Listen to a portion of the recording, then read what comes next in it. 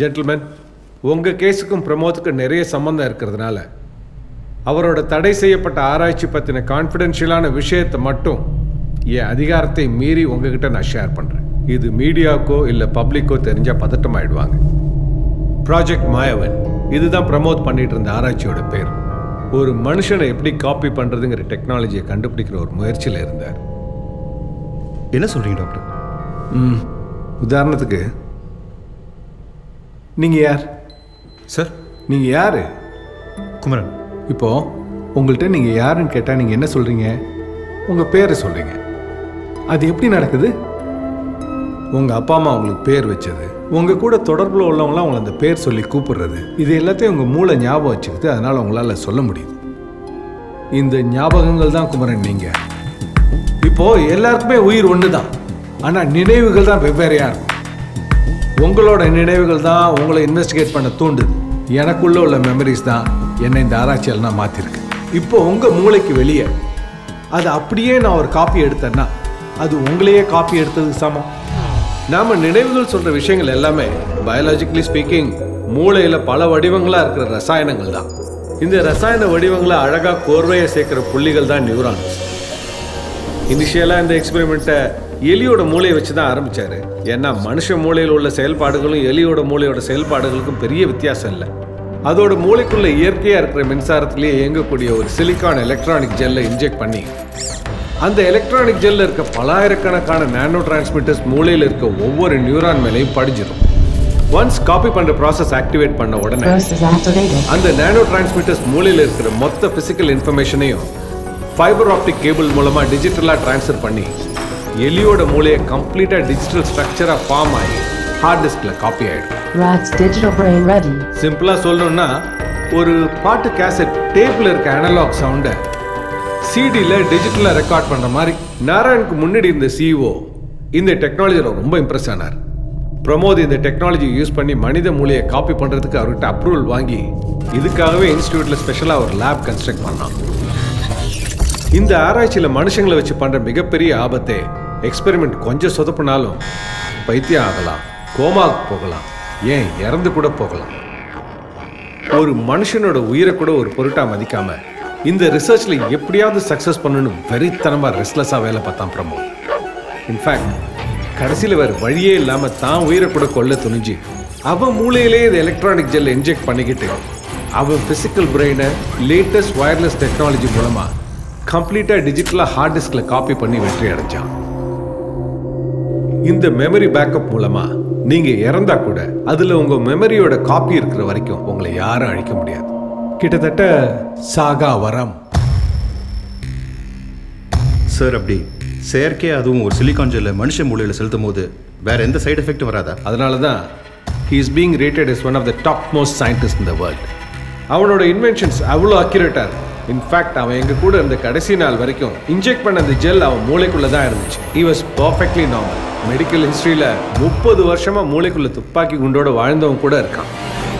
இந்த ரிசர்ச்சோட அடுத்த லெவலாக ஒருத்தரோட மூளையில் உள்ள நினைவுகளை, திறமைகளை, ஞாபகங்களை இன்னொருத்தரோட மூளைக்கு ட்ரான்ஸ்ஃபர் பண்ணுறது எப்படிங்கிற டெக்னாலஜியை அவர் ஃபார்முலேட் பண்ணிட்டார்.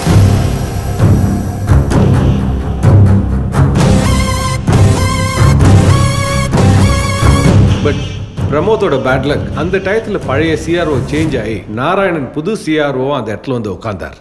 இந்த ரிசர்ச்சில் மேலே ப்ரொசீட் பண்ண நாராயணன் கிட்ட அப்ரூவல் கேட்கும்போது தான் ஒருத்தர் மூலையில் இருக்கிற டேட்டாவை இன்னொருத்தர் மூலையில் இம்போஸ் பண்ண முடிஞ்சா நம்ம கிட்டத்தட்ட மரணத்தை ஜெயிச்ச மாதிரி. What graph is this? கிராப்பா? யா, ஃபர்ஸ்ட் ஆஃப் ஆல் இதில் என்ன சொல்ல வரீங்க நீங்க? முதல்ல இதில் உனக்கு என்ன புரிஞ்சதுன்னு சொல்லு. நீ ஏன் மினிஸ்டர் ரெக்கமெண்டேஷனில் வந்தவன்? Gentlemen, relax. Let them both discuss. No more arguments. Science மேன்கைண்டுக்கு ஹெல்ப்ஃபுல்லாக தான் இருக்கணும், ஆபத்தாக மாறிடக்கூடாது. நான் ரிசைன் பண்ணிடுறேன். நான் உங்களை மாதிரி தினம் இன்ஸ்டியூட் வந்து சம்பளம் வாங்கிட்டு போகிற ஆள் இல்லை. ஒவ்வொரு ஆராய்ச்சிக்கும் ஒவ்வொரு அப்ரூவலுக்கும் இவங்ககிட்ட இப்படி தொங்க வேண்டிய அவசியம் இல்லை. இது எப்படி பண்ணணும்னு எனக்கு தெரியும். அதுக்கப்புறம் எங்க டிபார்ட்மெண்ட் மினிஸ்டர் கிட்ட இந்த ப்ராஜெக்டை பத்தி டைரக்டா இம்ப்ரெஸ் பண்ண ட்ரை பண்ணலாம். ஈஸ்வரா, ப்ராஜெக்ட் மாயவன். ஆமாம், எந்த நம்பிக்கையில் இந்த ப்ராஜெக்டை நான் ரெக்கமெண்ட் பண்ணுவேன்னு எங்கிட்ட வந்தீங்க? சார், இந்த ப்ராஜெக்ட் மாயவன் வழியா உங்களை 1000 வருஷத்துக்கு வாழ வைக்க முடியும். நம்ம அப்துல் கலாம் சாரோட பிரெயின் சாம்பிளை வச்சு அவரே உயிரோடு கொண்டு வர முடியும்.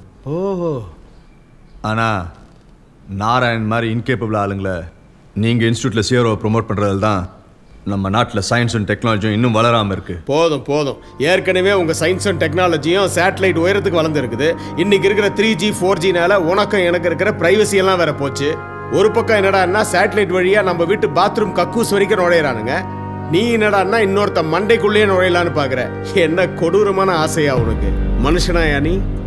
ஆமா, இன்னொருத்தன் அடையாளத்தை அழிச்சு அவனுக்குள்ள வாழணும்னு நினைக்கிறிய? அதுவும் 1000 வருஷம். சாவுன்னு அவ்வளோ பயமா உனக்கு? உங்க ரிசர்ச் ட்ரையல்னால ஒருத்தன் இன்டெஃபினட் கோமால இருக்கானே, அது உங்க ரிப்போர்ட்ல இருக்கா?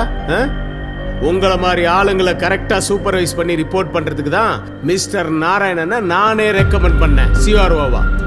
ஆமா, சயின்டிஸ்ட்னா என்ன? சயின்ஸை மிஸ்யூஸ் பண்ணுமா? என்ன சைக்கோவா நீ? சித்தர்கள் ஞாபகம் இருக்குதா உனக்கு? அந்த காலத்துல கூடு விட்டு கூடு பயிர் தான் சொல்லுவாங்க. ஆனா அந்த ரகசியத்தை உலகத்துக்கு சொல்லாமையே போயிட்டாங்க. எப்படின்னு ஏன் தெரியுமா? உன்ன மாதிரி யாரும் அதை மிஸ்யூஸ் பண்ணிடக்கூடாதுன்னு தான். பெரிய பெரிய வெளிநாட்டு கம்பெனிங்க இந்த ப்ராஜெக்ட் மேலே எவ்வளோ இன்ட்ரெஸ்ட் காட்டுறாங்க உங்களுக்கு தெரியுமா சார்? என்ன படிச்ச புத்திசாலிங்கிற திமிரில் பேசுறியா? எதையுமே அந்த தெய்வம் நினைச்சாதான் மாற்ற முடியும். ஆனா நீயே அந்த தெய்வம் ஆயிலான்னு நினைக்கக்கூடாது. என்ன புரியலையா? வர வர அரசியல்வாதிங்க எதை சொன்னாலும் யாருக்கும் ஒன்றும் புரிய மாட்டேங்குது. உன்னை விட்டா என் மூளைக்குள்ள நீயே பூந்து உன் ப்ராஜெக்டை நீயே ஓகே பண்ணிடுவ. அதனால இப்பவே மிஸ்டர் நாராயண்கிட்ட சொல்லி இந்த ரிசர்ச்சை நான் பேன் பண்றேன். இது புரியுதா? அவுட்.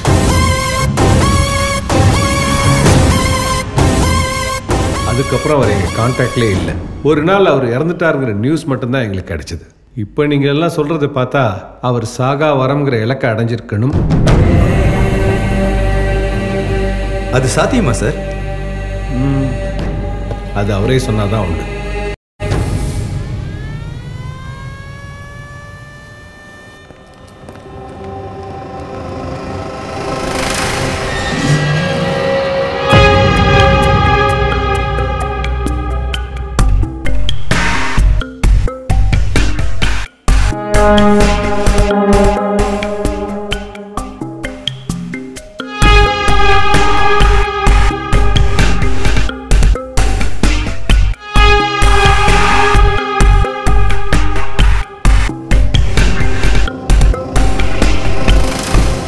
அவன் ஷூவை கழட்டி காலை அது மேலே வச்சுருக்க ஸ்டைல் ஆகட்டும், அந்த சிகரெட்டை லெஃப்டில் பிடிக்கிற விதமாகட்டும், இது அப்படியே ப்ரமோட் தான். உங்கள் பாஸ்வேர்ட் யூஸ் பண்ணி தான் ஆத்தரைஸ் பண்ணி எடுத்துகிட்டு வந்திருக்கேன். ஓகேம்மா, நான் பார்த்துக்கிறேன். இதுதான் நவீன ட்ரூத் சீரம். ட்ரூத் சீரத்தில் எல்எஸ்டி கலந்தால் எப்படி இருக்குமோ அப்படியே இருக்கும். உண்மையை சொல்ல வைக்கிற மருந்து. ஆனால் இந்தியாவில் இது வரைக்கும் யார் மேலேயும் பயன்படுத்தலை. ஏன்னா அதுக்கு சட்ட ரீதியாக அனுமதியும் இல்லை. அதனால் இந்த மருந்தோட கட்டுப்பாட்டில் அவர் உண்மையாக சொன்னாலும் நீங்கள் அது கோர்ட்டில் அனுமதிக்க முடியாது. இந்த கேஸ் கோர்ட் சட்டத்திட்டங்களை மீறினதாக இருக்குது. உண்மையை கண்டுபிடிக்கணுங்கிறது தான் first step. Okay sir. Yeah okay, go ahead, careful. இது அவர் மேலே ஒரு தடவை தான் பயன்படுத்த முடியும். ஓகே, திரும்பவும் பயன்படுத்தணுன்னா அதுக்கு சில நாளாவது ஆகும்.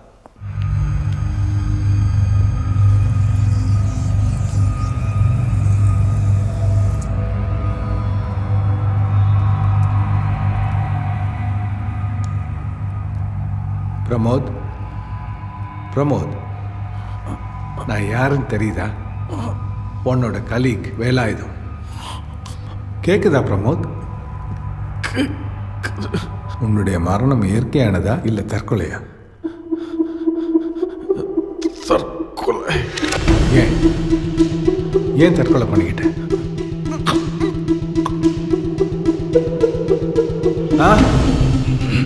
பிரமோத், அவன் மருந்தோட பவரை எதிர்க்கிறான். ரொம்ப டைம் இல்லை. உன் மூளையோட காப்பியை இன்னொருத்தர் மூளைக்குள்ள எப்படி செலுத்த முடியும்? எப்படி இன்னொருத்தர் மூளையை நீ டேக் ஓவர் பண்ண முடியும்? என் மூளையோட டிஜிட்டல் பேக்கப்பை இன்னொருத்தர் மூளையில் இம்போஸ் பண்ணேன். நான் செலக்ட் பண்ண முதல் ஆள் தீனா, என் ஜிம் ட்ரெயினர். அவன் மூளைக்குள்ளே எலக்ட்ரானிக் ஜெல்லை இன்ஜெக்ட் பண்ணி அதன் மூலமாக பல ஆயிரக்கணக்கான 7th ஜென்ரேஷன் ஸ்மார்ட் நானோ டிரான்ஸ்மிட்டர்ஸை தீனா மூளையில் இருக்கிற நியூரான்ஸ் மேலே படர விடுவேன். இம்மீடியட்டாக ஹார்ட் டிஸ்கில் இருக்கிற என் டிஜிட்டல் நினைவுகள் அந்த டிரான்ஸ்மிட்டர்ஸில் காப்பி ஆகிடும். சுய நினைவுக்கு வரும்போது அவன் எப்பவும் போல் சாதாரணமாக தான் இருப்பான். என்னோட பரிசோதனை வெற்றியா தோல்வியான்னு உண்மையை கண்டுபிடிக்க என் உயிரை நானே சாகடிச்சேன். நான் சாகிற கடைசி நொடியில் என் மூளையில் இருக்கிற நானோ டிரான்ஸ்மிட்டர்ஸ் தீனா மூளைக்கு சிக்னல் அனுப்பி காப்பி பண்ணுற ப்ராசஸை ஆக்டிவேட் பண்ணிடும். அதோட முதல் கட்டமாக குறிப்பிட்ட எலக்ட்ரிக்கல் ஷாக்கை அந்த டிரான்ஸ்மிட்டர்ஸ் மூளைக்குள்ளே அனுப்பி தீனாவோட நினைவுகளை அழிச்சிடும். உடனே அந்த டிரான்ஸ்மிட்டர்ஸில் இருக்கிற என் டிஜிட்டல் நினைவுகள் அவன் மூளையில் காப்பி ஆகிடும். தீனா சுய நினைவு திரும்பி கண் முழிக்கும்போது அவனுக்குள்ள நான் தான் இருப்பேன், புது மனுஷனா.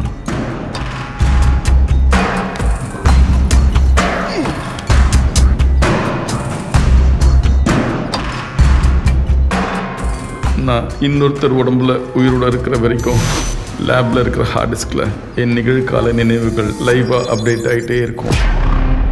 சரி, அந்த ஜிம் ட்ரெயினரோட ஒய்ஃபை ஏன் கொன்ன? Very irritating person. உனக்கு எங்கிருந்து வந்துச்சு இந்த புது பழக்கம்? கொஞ்ச நாளாவே நீ சரியில்லை. வீட்டுக்குள்ளேயே சிகரெட் குடிச்சிட்டு இருக்க. சீ, வர வர நீ செய்யறத பார்த்தா என் புருஷன் நானே சந்தேகமா இருக்கு. நடிகை விம்ஷா, அவளை ஏன் கொன்னன்னு உனக்கு நல்லா தெரியும். தேங்க்யூ. பில்லு கொடுத்துருங்க.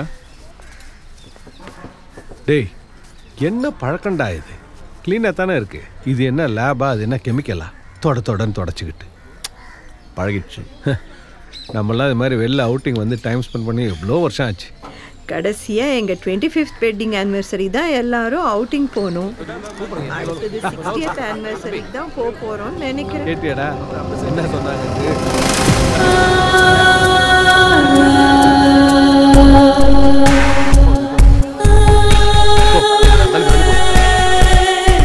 லைஃப்பில் பாதி நேரம் லேபு ரிசர்ச்னு அங்கேயே கிடக்குறான். நம்மளை சுற்றி இருக்கிற அழகான விஷயங்களை ரசிக்க மறந்துட்டிய பிரமோத். இனிமே தான் ரசிக்க ஆரம்பிக்கணும், புது மனுஷனா.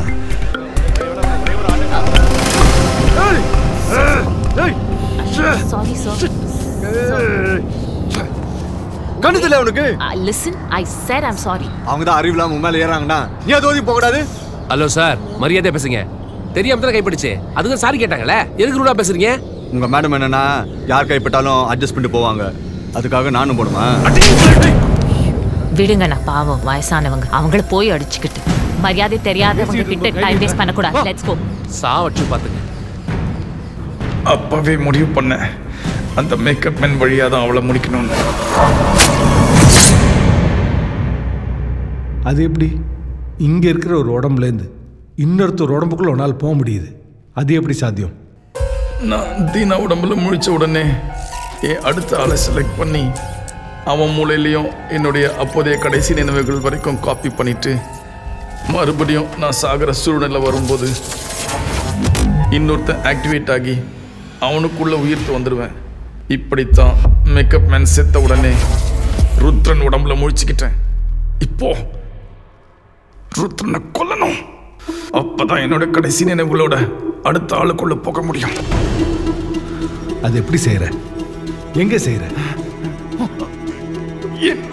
லேப்ல தான் அதை பண்ண முடியும். எங்க இருக்கும் லேப்?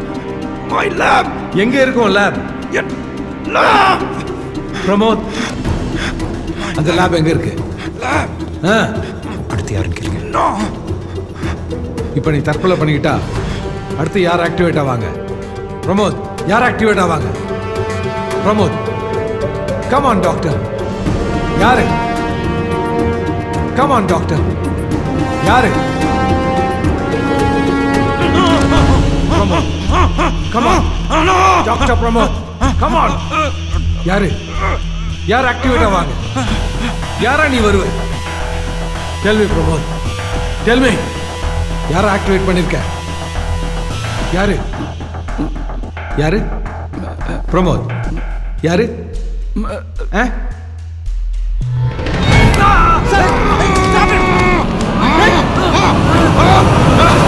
யாருக்கிட்ட மருந்து தர?